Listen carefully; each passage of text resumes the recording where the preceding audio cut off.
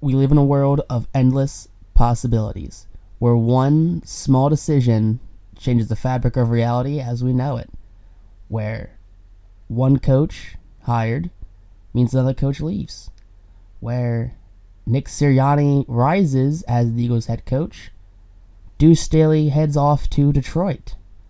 But we must ask ourselves, what if? What if the Eagles named longtime coach and player Duce Staley as the brand new head coach of the Philadelphia Eagles to surpass Doug Pederson after he and Carson Wentz were let go of from the team? Duce Staley spent many years in Philadelphia as a running back, and he spent many more as a well-beloved coach by players and fans alike.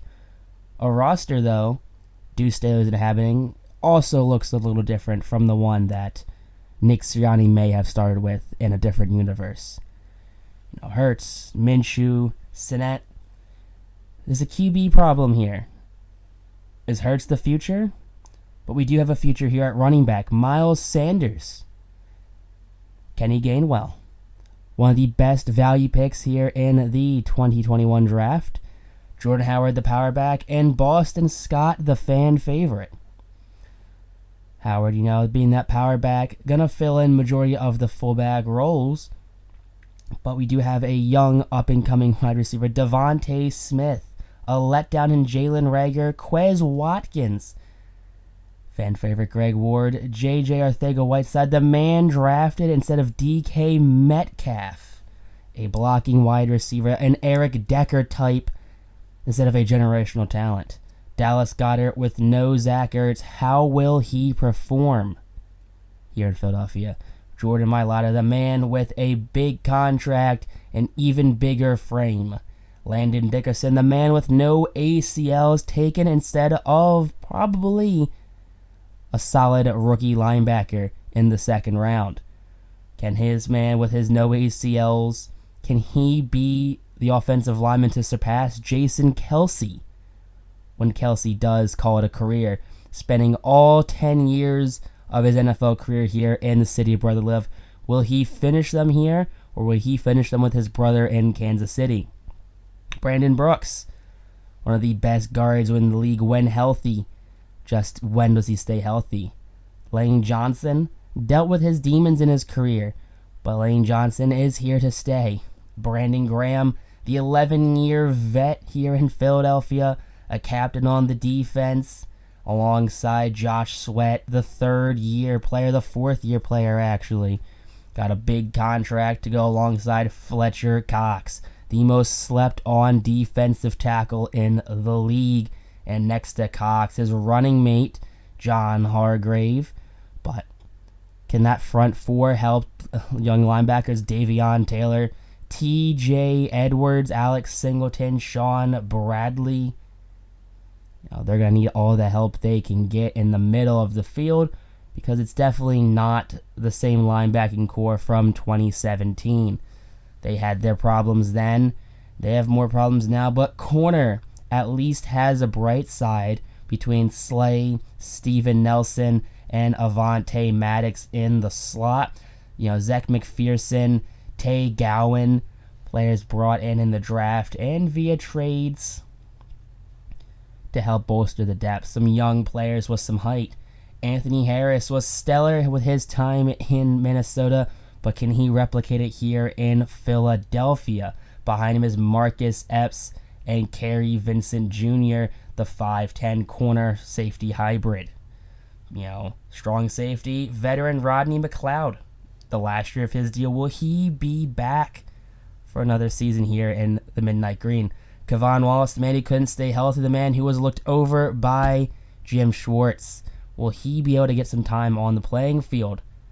Salary cap here in Philadelphia is not great. Will Jake Elliott, the man who set a franchise record field goal his rookie season, will he stick around? And will the Aussie, Aaron Scipios, will he be around too? Will he be the next great punter? On kick returns, Jalen Reagor, definitely the man who should not have been taken over Justin Jefferson. A first-round punt returner he is. For kicking on sides and long snapping. Definitely not the most premier talents here. Definitely not exactly what everyone goes crazy over, who everyone wants to see when we talk about third down running backs being Kenny Gainwell, just to get the young man some touches. The power back, Jordan Howard, definitely going to be your goal line go-to player. The man you want to give the ball to if you just want to run through someone's face over and over and over and over and over again. Jalen Reagor, can he reinvent himself on the inside instead of being an outside threat? Or will Quez Watkins, the 5th-round wide receiver, take that spot? Derek Barnett being that rush left end, can he step up from being that bust of a first-round pick?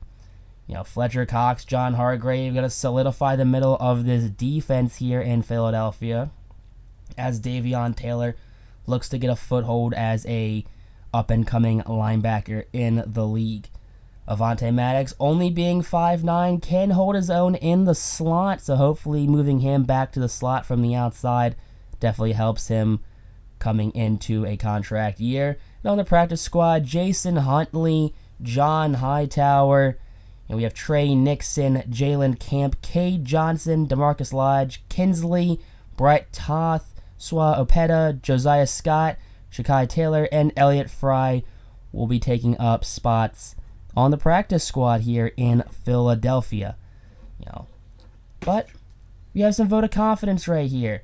Dallas Goedert not having Zach Ertz, stepping up to be a leader on this team, taking rookie tight end Jack Stoll under his wing.